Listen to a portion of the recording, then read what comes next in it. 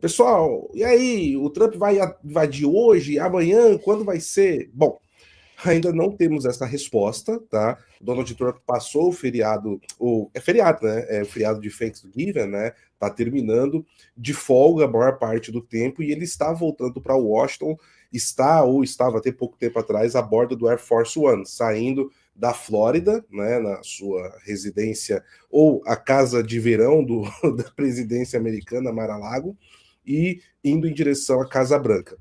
Isso significa que, se algo for acontecer hoje, ele está próximo à Situation Room oficial, a sala vermelha, onde as coisas poderiam ocorrer. Uma aposta editorial que nós estamos fazendo aqui, né, Ivan Kleber, é que se, na hipótese de que algo aconteça hoje, não podemos cravar nada, seja após a eleição em Honduras. Honduras tem 3 horas a menos que o Brasil, então lá agora são 4h10 da tarde. As urnas ainda estão abertas, né? Então, se eu fosse cogitar um horário aqui, seria por volta de meia-noite, 1h da manhã do Brasil, caso algo fosse ocorrer hoje, ou se for ocorrer hoje. Não podemos cravar isso, temos que ser responsáveis com vocês. Acho que a gente pode já responder essa pergunta logo de saída, né, Ivan? Eu tenho uma informação, Paulo. As urnas em Honduras fecham às 5 horas, horário local, tá? Estão, portanto, aqui 50 minutos. Até isso, eu passei as últimas horas, né, trabalhando e foi mais ou menos isso que eu falei, Paulo, tá aqui, você deu a ideia, então vamos entrar ao vivo e trazer tudo ao vivo. Então as urnas fecham às 5 lá em Honduras. Pelos meus cálculos, o Trump já vai estar na Casa Branca. Mas olha, eu diria que não é tão provável que seja hoje. Mas em se tratando de operação militar, o sigilo é o que manda, né? Então pode ser que seja daqui 60 minutos, como pode ser amanhã. A gente não tem como ter essa resposta. E se a gente tivesse essa resposta é porque a inteligência americana não está funcionando. Pois é, Ivan, pois é. Ele despistou muito bem, né, nos ataques à instalação No nuclear Irã, iraniana. no Irã Então foi foi perfeito. perfeito o despiste. E tem um ponto aqui que é uma informação que ontem saiu, estava se falando se era, se não era, que o New York Times conseguiu ter acesso de uma ligação entre Donald Trump e Nicolás Maduro. Inclusive, tínhamos, né, Ivan, até poucos minutos atrás, uma informação conflitante. E essa informação conflitante dava conta de que quem teria conversado com o Maduro teria sido o Marco Rubio, e não o Donald Trump. Né? Essa informação veio do ex-vice-presidente da Argentina, agora me fugiu o nome dele, Ivan, que era vice do Carlos Carlos Menem. Roykov. Ele era vice do Menem, o nome dele é Carlos Roykov. Perfeito. Só que essa informação, se for correta, o Trump também está trazendo outro ponto aí que a gente precisa saber, que é a confirmação que ele deu agora no Air Force One de que sim, ele conversou com o Maduro. Nós conseguimos o áudio disponibilizado aí da Casa Branca. O áudio não está dos melhores. Então, a gente pode fazer aqui a tradução simultânea para vocês, tá bom? Ou não sei, Ivan, se você prefere que a gente toque o áudio e depois a gente 20 faça. segundos, passa o áudio e a gente fala o que ele falou no áudio, não tem problema. Perfeito. Vamos lá então. Você teve uma ligação com o Maduro? Eu não vou comentar isso, mas a resposta é sim. Não posso falar mais a respeito. Não vou dizer se foi bem ou mal. A conversa foi apenas uma ligação telefônica. Você vai atacar a Venezuela? E aí, a resposta se ele vai atacar a Venezuela, eu já sei. Ele disse que a Venezuela não é um país inimigo e que ele não ia responder aquilo, mas que ele não estava contente com a Venezuela. Da típica resposta do Trump, não fala nem A nem B. A informação que a gente tinha, Paulo, era a seguinte. Então, segundo o ex-vice-presidente da Argentina, ele também foi ministro das Relações Exteriores, Rucalf, perfeito, o Antônio colocou aqui, Carlos Rucalf. Ele também foi embaixador da Argentina na Itália, enfim, em vários países, e tem fontes dentro do Ministério das Relações Exteriores, e aparentemente hoje ele é um aliado do Milei. Tanto que ele falou que o Milei vai ficar mais 6 anos no poder. A informação era a seguinte, que quem tinha conversado com o Maduro era o Rubio. E que a proposta do Maduro foi uma ofensa ao Trump. E qual seria a proposta? Segundo esse vice-presidente da Argentina, Paulo, o Maduro pediu uma anistia para ele, Maduro, para sua família e para a família e membros do regime ali, umas 30, 40 pessoas, incluindo as famílias, ou seja, 30 mais as famílias, daria umas 300 pessoas em tudo. Uma espécie de anistia para dar início a um período de transição. E o Donald Trump, quando recebeu essa proposta, chegou até a se ofender, e que a única coisa que daqui em diante o Marco Rubio estava autorizado a tratar com o regime era a saída do Nicolás Maduro, por bem ou por mal, mas de preferência por bem, que fosse até se exilar em algum país. Paulo, isso aqui é meio que uma transmissão informal entre a gente, né? Estou passando a informação como eu vi agora à tarde. Que o Maduro tem cara de pau de pedir uma anistia, anistiar ele dos crimes que ele cometeu nos Estados Unidos, isso a gente sabe que ele tem. Agora, se essa informação é correta, aí um dia a gente vai saber. Estou passando para a audiência aquilo que o ex-vice-presidente da Argentina passou, Paulo Henrique. Paulo, você está no modo doutora Vera. Ou eu não estou. Não, eu estou no Doutora Vera. Ah, Eu vou falar aqui, Ivan, para nossa audiência, o que eu comentei com você no telefone há 5 minutos atrás, praticamente. Olha, que o Maduro tem a cara de pau de pedir anistia, isso é esperado até, né? Ele está tentando salvar a pele dele e de quem está no regime, mas ele falar de período de transição, o mais inteligente seria ele fazer: olha, eu saio imediatamente, você me dá uma semana para eu arrumar minhas malas aqui e vou ver quem que vai me receber, informo para onde estou indo, só que já vou com a anistia. Então, nessa uma semana eu procuro um local, você prepara os documentos, eu assino, vou embora e vida que segue, né? Quando a gente para pensar na situação que o Maduro está. Agora, ele falar de um período de transição, só falta ele ter dito de 2, 3 anos, como foi a proposta anterior também. Aí a situação fica mais complicada ainda para ele, né, Ivan? pois é. Outra informação que o Raukuf passou, Raukuf, é que o Maduro fez um evento com a espada do Simão Bolívar há coisa de 10, 15 dias atrás, e que isso gerou uma revolta muito grande entre os latinos do Partido Republicano nos Estados Unidos, e que aumentou ali a ala pró-Rubio, digamos assim, de uma intervenção na Venezuela, porque usar o nome do Simão Bolívar teria sido uma ofensa, né? E ele, Maduro, se colocar como o Bolívar dos nossos tempos, digamos assim, contra aquela coisa toda do imperialismo e tudo mais. Você quer comentar isso, Paulo, ou eu posso já trazer de repente, porque tem bastante Não, informação. vamos em frente. Essa A daí outra é meio que pro forma, né? a outra a gente precisa comentar, que é a seguinte, ainda segundo o jornalista que estava entrevistando esse ex-vice-presidente e o próprio vice-presidente, é de que o Diosdado Cabello, número 2 do regime, ele está escondido no hospital militar de Caracas, e que os irmãos Rodrigues, Delcy e Jorge, o Jorge, ele é presidente da Assembleia do Regime, da Assembleia Nacional, né? É o Hugo Mota do regime, digamos assim. E a Delcy, que é vice, estão no Hospital Policlínico de Caracas. Por que eles estariam no hospital? Aquilo que a gente já adiantou aqui para nossa audiência, mesma estratégia do Hamas, de usar a população civil como um escudo. A mesma coisa que ele está tentando fazer com a aviação civil. Inclusive, nessa entrevista, o jornalista diz: olha, eu conversei com um piloto de F-16 e ele me falou o seguinte: você tem um avião desse da aviação civil, a diferença de velocidade é tão grande que é como se, ele deu exemplo, é como se tiver uma vaca voando. O avião tudo bem, tem o radar, tem tudo isso, mas é um perigo, né, um avião chocar no outro justamente pela diferença de velocidade. Mas essa informação, Paulo, de que eles estão nos hospitais, eu acredito que tem fundamento, justamente porque é algo que até a gente levantou hipótese. Então, se eu dissesse agora que não tem fundamento, ia estar me desmentindo, ia estar desmentindo aqui a nossa linha editorial, né? Essa acho que vale a pena a gente comentar um pouco. Sim, é verdade. E é uma das estratégias mais canalhas, né? Porque o Maduro também tem colocado toda a polícia, ele está utilizando a força policial nas ruas, tirou a folga de todos eles e estão, inclusive, segundo informações que nós vimos, mandando destacamentos para regiões que não são próximas da família, tá? Por quê? Porque se o familiar de um policial vai para a rua, o policial não vai atacar o próprio familiar. Entendem? Então, eles estão utilizando essa estratégia também com as forças policiais e estão utilizando, obviamente, os mercenários. Uma informação, Ivan, inclusive, que nós conversamos mais cedo, você, Sr. Sepúlveda e eu, diz respeito do qual seria a estratégia do Maduro caso realmente ocorra essa operação militar.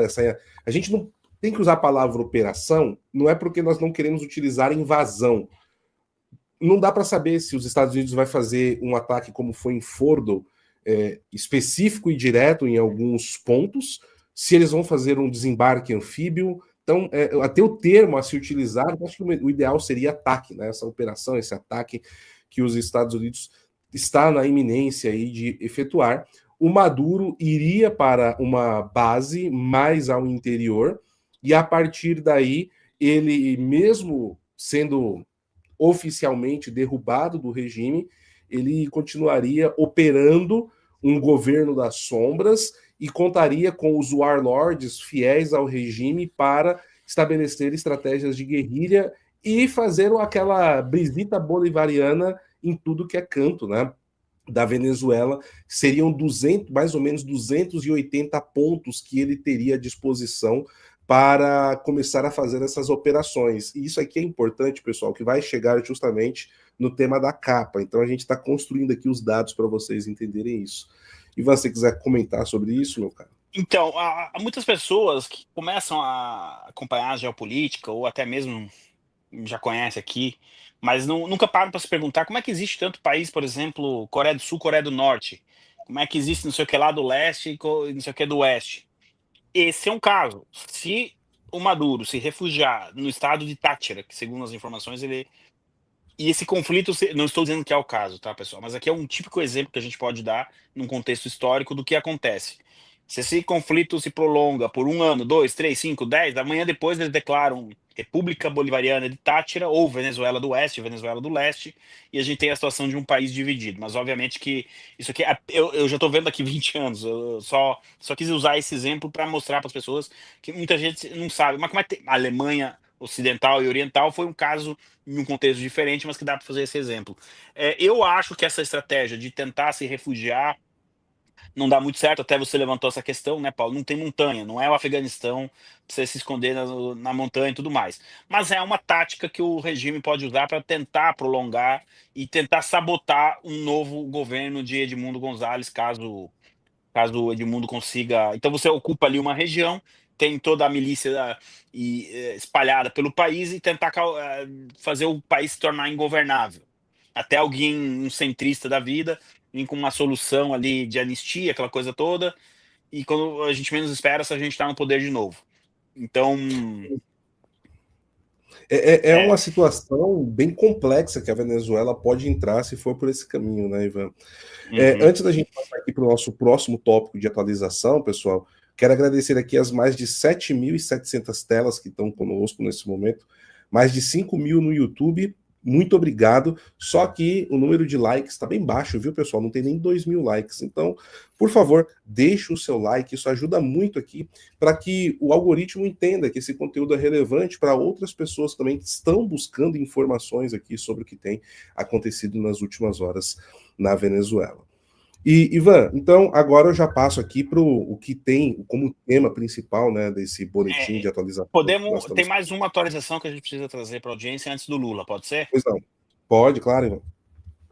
Paulo, eu não quero transformar, né, nossa transmissão aqui num monólogo, mas eu talvez vou precisar de um pouco mais tempo do que é habitual aqui para trazer isso para o público. Eu tenho bastante gente na audiência, muito obrigado a todos. Essa informação que eu vou trazer, pessoal, eu peço aos senhores muita atenção com ela e muita calma, porque essa informação em mãos erradas, dentro da direita, pode virar um caos. Tá? Já saiu história que o presidente Bolsonaro está num monte, não sei aonde, nos Estados Unidos, que está em segurança. Então, eu vou trazer o contexto com muita calma e peço muita prudência aqui à nossa audiência. Mas, em círculos nos Estados Unidos, na mídia britânica, em jornalistas de língua espanhola, cresce cada vez mais a sensação de que o presidente Trump não está satisfeito com o resultado eleitoral da eleição de 2020, isso a gente não estou contando nenhuma novidade, o Trump toda semana está falando disso, E que ele, Trump, está convencido de que teve uma influência da Venezuela naquela eleição, Paulo Henrique. E que, portanto, esse seria um dos motivos pelo qual o presidente Trump quer Nicolás Maduro diante de um juiz na corte de Nova York. Porque Nova York foi lá que foi aberto o processo contra o cartel de Los Soles, não à toa o Hugo El Pollo Carvajal está sendo julgado lá. Pessoal, uma coisa é o prefeito de Nova York, outra coisa é a justiça, tá? Só para antes que alguém mas vai cair em Nova York. São duas coisas, né, separadas. Então, o presidente Trump, Paulo Henrique, segundo essas vozes, esses rumores, a gente já tem isso em mídia escrita, o The Guardian é um jornal que está batendo nisso há uns 10 dias. Agora, esses jornalistas de língua espanhola, mais de um, pessoas nos Estados Unidos, muita gente começa a acreditar de que sim, a Venezuela pode. O Trump está cada vez mais convencido de que o Maduro interferiu na eleição de 2020. Inclusive, parece que tem um autor de um livro sobre o tema, de como o Maduro fez isso, que está colaborando com as autoridades americanas, inclusive. Que não somos nós, né, Ivan? Para deixar claro, Não, temos um livro não, sobre não. o tema, Mas mas não não, somos não nós, somos né? nós. Por que eu Para quem não recomendei conhece, tanta. né, Ivan? Por que eu Escrevemos esse livro recomendei. aqui junto, né? Por que eu recomendei tanta prudência à nossa audiência? Porque muita gente já está falando que o esquema não teria de influência eleitoral, não teria se limitado aos Estados Unidos e sim a outros países também. Ponto. Agora, daqui dizer que temos uma confirmação oficial, aconteceu agora, urgente, caiu a casa, não sei o quê, tem uma montanha a se escalar. O primeiro passo dessa montanha é pegar o Maduro vivo e levar ele para esse tribunal. E esse seria um dos motivos pelo qual o, a, o Serviço de Inteligência cubano não pode de jeito nenhum permitir Maduro vivo nos Estados Unidos. Tá? Então, Paulo, eu quero muito sua análise sobre isso e acredito que você compartilha da mesma frieza, digamos assim, ao tratar do assunto como a gente está tratando aqui. Exato, Ivan, porque assim, nós nos debruçamos bastante sobre esse caso, né? É tanto que eu até falei aqui agora há pouco do livro que nós dois escrevemos juntos, Os Estados Unidos e o Partido das Sombras. E o que que acontece, pessoal? Todo mundo fala muito do voto pelo correio, mas é o que nós estamos dizendo desde aquela época. O voto pelo correio teve uma importância? Teve, mas ele não foi o determinante para o resultado daquelas eleições de 2020. Foi toda uma confluência de fatores muito bem organizados, que inclusive descrevemos no livro, que como que foi aproveitada a situação da pandemia para ajudar os secretários de Estado estaduais, que são os responsáveis por organizar as eleições, a entregar um kit eleitoral em período de pandemia pronto por PECs ligados ao Partido Democrata. E em estados chaves foi utilizado tanto um sistema quanto um sistema de computador, mais um sistema de contagem, tá? Físico. E aí que entraria a questão da Venezuela, tá? Tanto a Smartmatic quanto a Dominion, que seria uma empresa ligada a esse mesmo conglomerado que está por trás da Smartmatic.